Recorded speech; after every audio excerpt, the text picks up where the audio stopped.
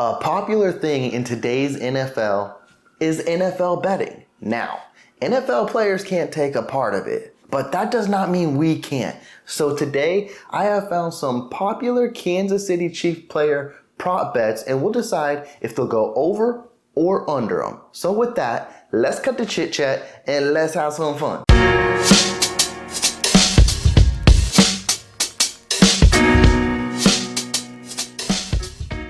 We are less than 24 hours away from the Kansas City Chiefs taking on the Jacksonville Jaguars in a highly fun, anticipated matchup, a rematch of the AFC divisional game, Chiefs Kingdom.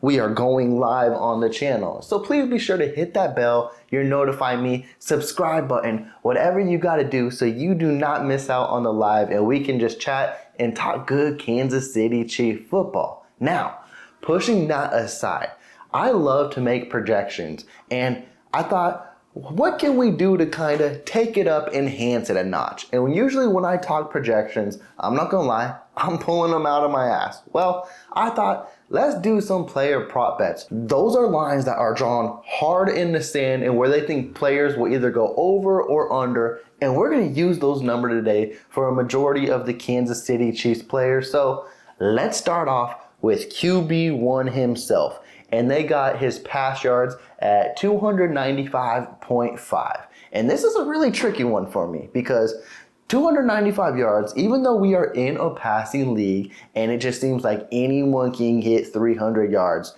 300 yards passing, I still believe is very difficult. And I'm on the edge because I like that number a lot. I can see Mahomes throwing for like 280 to 290 and still being a very good game and throwing for 3 touchdowns. That's why I don't know if I want to hit the over on the 295. I'm literally going for the under, but it's not by much. It's like going to be 280, 290, and I think he will be up on his touchdowns. But another thing, and I know Chiefs Kingdom has already let me know, it's Patrick Mahomes' birthday tomorrow. So he could just go bananas, go nuts. And the last time he played on his birthday was back in his college days. And he celebrated a good birthday, throwing for over 300 yards, 5 touchdowns. Did have 1 pick, but he looked very well. Could we see that?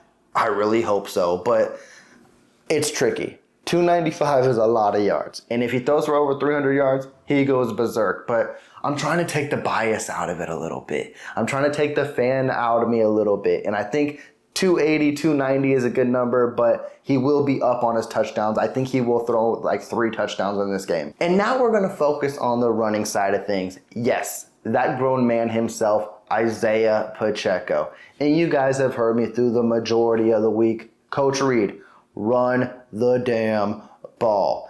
And I'm not the only one who thinks you won't do it, so you need to do it. Because the sports books, the sports apps, only have Isaiah Pacheco's line at 41.5 yards. And some books have at 46.5 yards.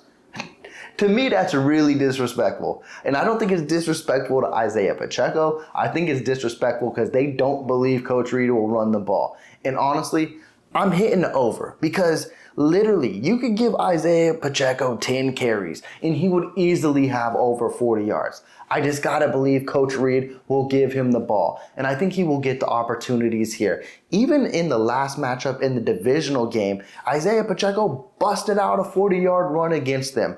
I think that's an easy line, an easy over. And if it doesn't solidify anything too, focus on what the Kansas City Chiefs did today. Clyde Edwards-Helaire has missed a few practices with illness. Now, I don't know what his status is going to be for the game, but they did elevate LaMichael Pirine, looking like Clyde Edwards-Helaire could be out. That means they have 2 strong dependent backs in Isaiah Pacheco and Jerick McKinnon. And if a guy is going to be running the ball for this team, it's going to be Isaiah Pacheco, and Jerick McKinnon will be your receiving back. Give it to that grown man. He can easily get 50 yards. This should not be a discussion. He should easily get over 41.5. Hit that over. Like Coach Reed, run the damn ball. Now, the topic of discussion throughout this whole week and why a majority of fan bases, the NFL media, think that the Kansas City Chiefs are 0-1. is because they did not have a wide receiver to depend on. So of course, we're going to zone in on Kadarius Toney. And his prop bet lines are very disrespectful, and rightfully so. And if you're a betting man like I am, it's hard not to touch. It really is not. So for receiving yards, they got Kadarius Toney at 29 yards. And legit, if Kadarius Toney can catch a football, he can get 29 yards on one play. That's why that line is so tempting, and I love it. And honestly, this is a type of game where can be a huge bounce back for Kadarius Toney. I think he can go off. Again, what I mean by going off, 80 to 90 yards, maybe even 100 and a touchdown is going off in my book, specifically on that struggle, disaster Thursday night banner game he had. It would be a huge sight to see, and I do believe more than running the ball, that Coach Reid and Patrick Mahomes are going to focus on Kadarius Toney and get him comfortable and let everyone forget about Thursday night. I'm hammering the over on the 29.5 yards. And also, to add a little juice to it too, for his touchdown, it's 0.5.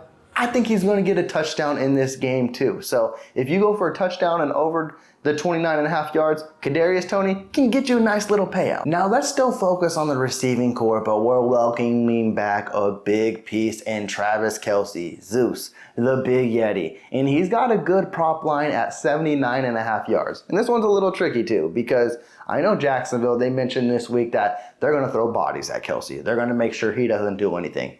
Does that really stop him? No, it doesn't. But also, he has looked fun. He has been having fun this week. He's looked good. He's out there twerking, faking injuries, and I believe Kelce is so upset that he missed week 1 and the fact that the Kansas City Chiefs lost week 1 that he can be really close to 80 yards. It depends on how the game transitions out and what Mahomes is looking for as well. But I wouldn't be surprised if Kelce has a good, welcome, showing out party and he gets over 100 yards. But I do like the 80-yard line there, and then just work from it. This would be one I don't touch because this is basically like a week 1, and it's risky because I don't know how things can transition. I can see two things.